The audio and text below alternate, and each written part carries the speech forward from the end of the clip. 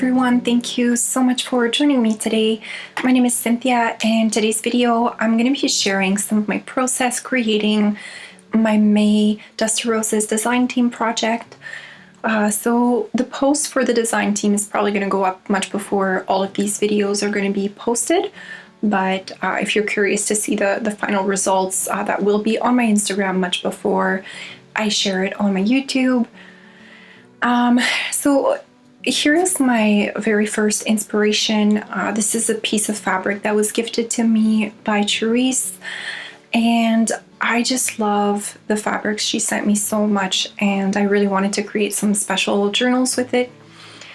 And so this is the book that I'll be working with. It was given to me by a friend. It's a book from the 70s, and it's not necessarily a book that I personally align with, so I am going to repurpose it and give it a new life and make it something more beautiful. But I did really love the color of the cover, so I want to work around that and simply add on to it rather than fully cover it. So this is the main piece of fabric that I'm working with, and then I've gathered some other vintage laces that I would like to perhaps combined with the fabric. At this point I didn't really know how I would make the cover work, but I have some different options there. I've also gathered some vintage ephemera that I'll be working with, and most importantly, I'm working with digital prints from Dusty Roses, since this is my design team project for the month of May. So this is one of her new kits, and I just really love it. It's her William Morris kit. I do have a couple prints in there that are not from that particular kit, but everything will be listed down below if you're curious. I just wanted to show you here. So I often get questioned about what papers I use to print my digitals, and here is an example of the two main papers that I use. On the right is a recycled copy paper, and on the left is a parchment paper. So with a parchment paper, the print will often be a little bit warmer toned. You can see on some of the prints a little bit better, like this one right here. You really see the difference.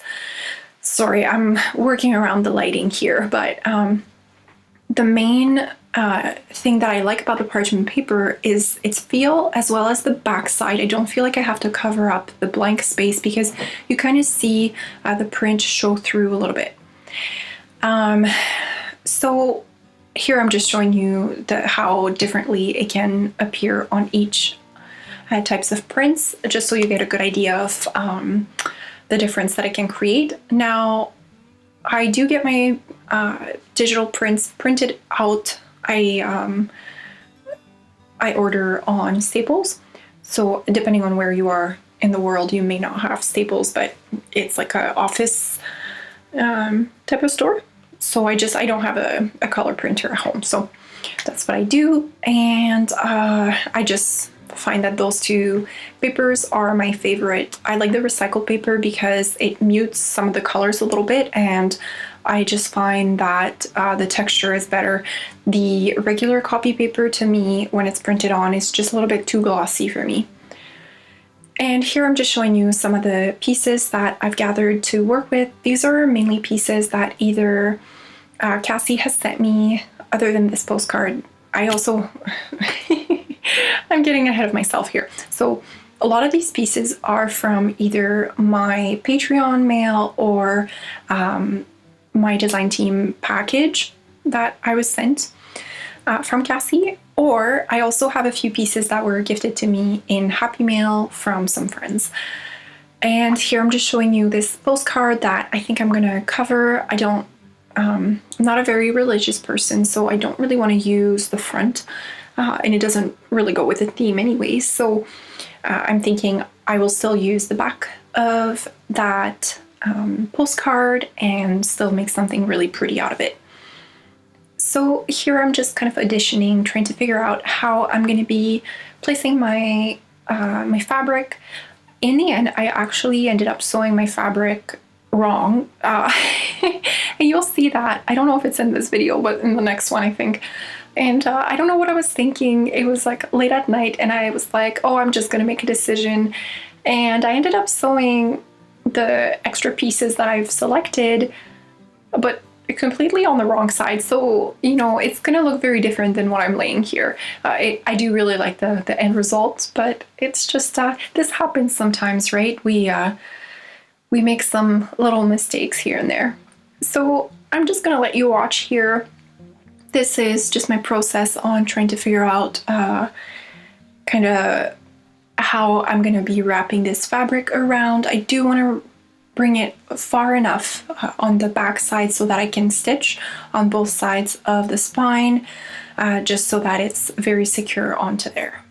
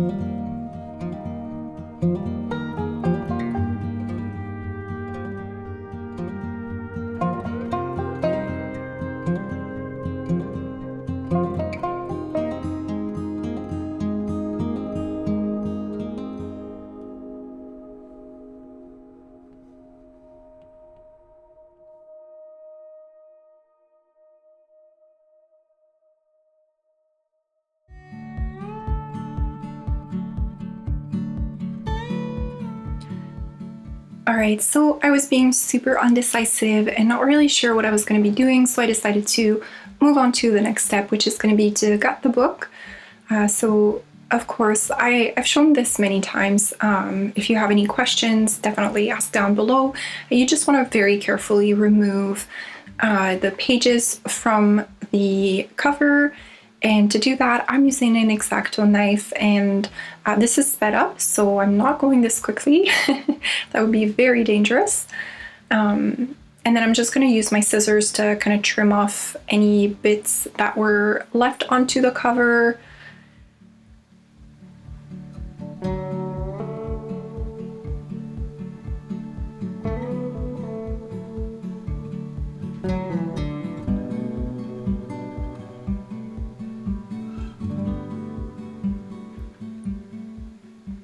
And next, I just want to move on to kind of selecting the prints that I want to use. So to do that, I'm going to have the fabrics that I am using for the cover. I'm just going to make sure that the color palette kind of all makes sense together, just that the tones remain in the same families and just that it looks good to my eye.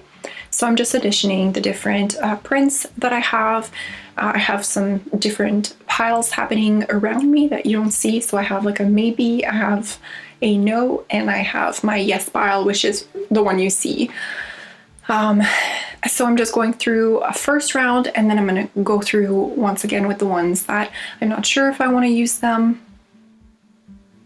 and just kind of go from there for creating some of my signatures.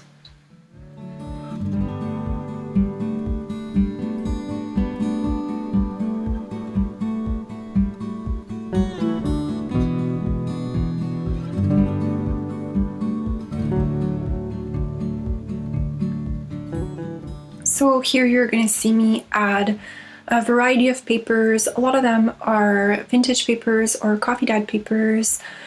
And this is a cabbage dyed paper, avocado dyed paper, at least I think.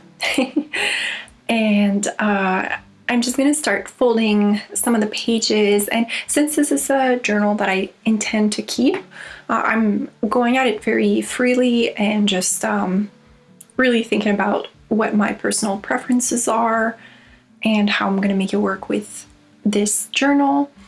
I'm also making sure that my pages are the right height. So I do have to trim off some of those larger, like the full length or full sizes copy papers that would have been dyed. Those ones do need to be trimmed just a little bit. And so I'm going to do that.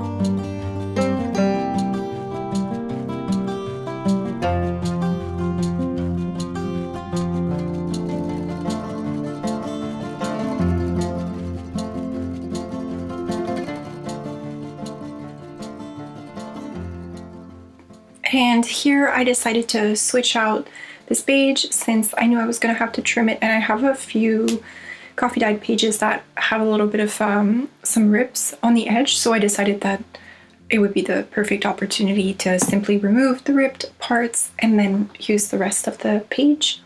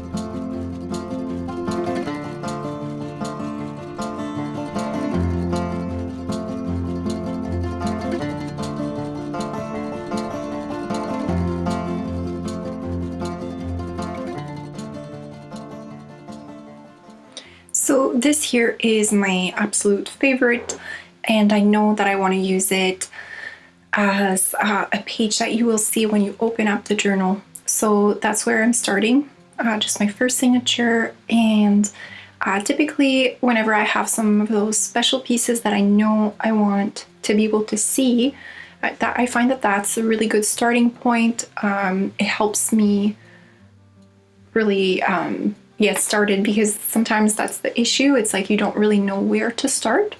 So I'm just going to show you now real time how I create or at least how I start to create my signature.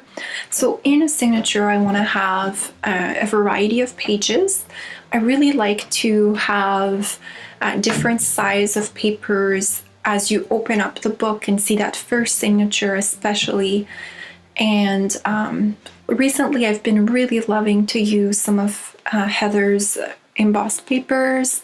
I'll have that listed down below with everything else, of course, but I just find that they make such a beautiful statement first page to a journal. So I have the embossed paper, a book page, and then a printable, and then I just grab that coffee dyed paper that pops out even just a little bit more.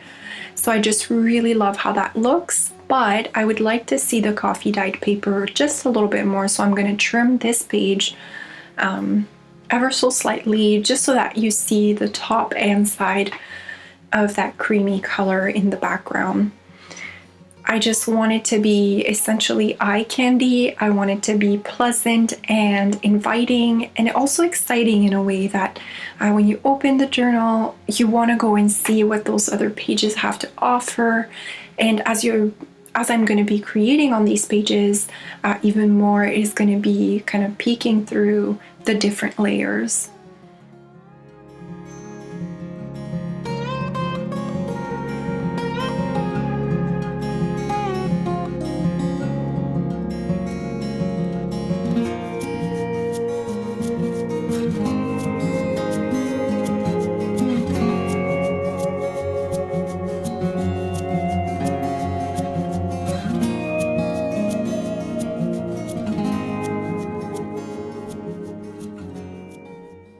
So as you can see here, I'm just looking at some different prints, and this is going to be a completely different signature.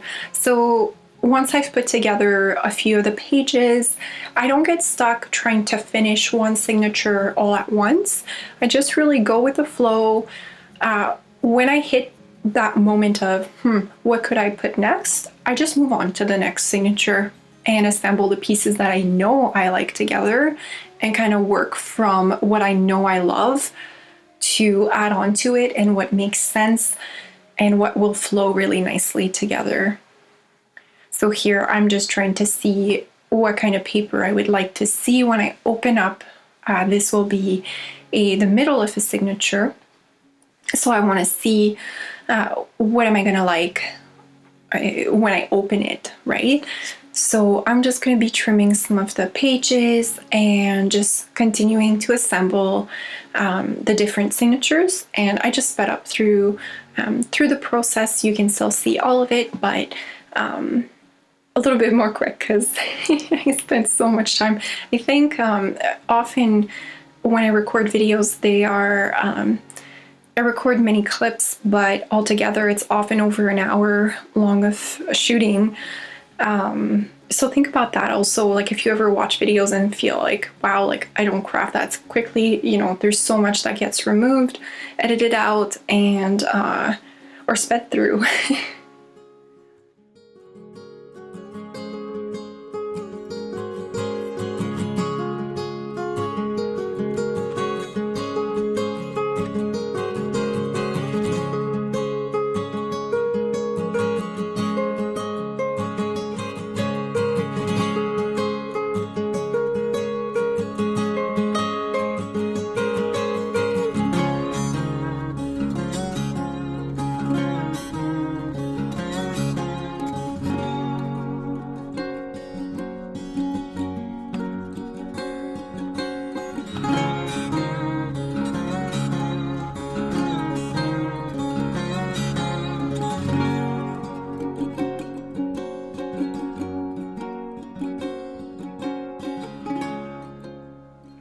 Then with these pages, this is only my preliminary assembly essentially. I am going to go back, like I was missing quite a few pages. This was just my first pick, and I always find that it's good to create at least a first draft of my signatures and go back to them, revisit them at a later time to make sure that even days later they still feel right to me. I mean, I'm usually not scrunched for time when creating a journal, so I never feel like I have to finish it right away. So of course, that's a luxury of having the time to do it. If you don't, that's totally okay. But that's just something that I really enjoy doing.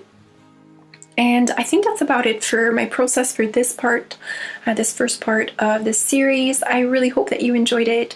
Like I said, when this video goes up, my pictures of the final products is probably going to be already up on my Instagram.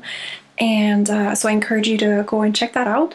If you're not subscribed to my Instagram, it is in the description box. And yeah, that's that's it for this video. Thank you all so much for joining me and for crafting along with me. I hope this little series will be something enjoyable, and I will talk to you all in my next video. Have a good one.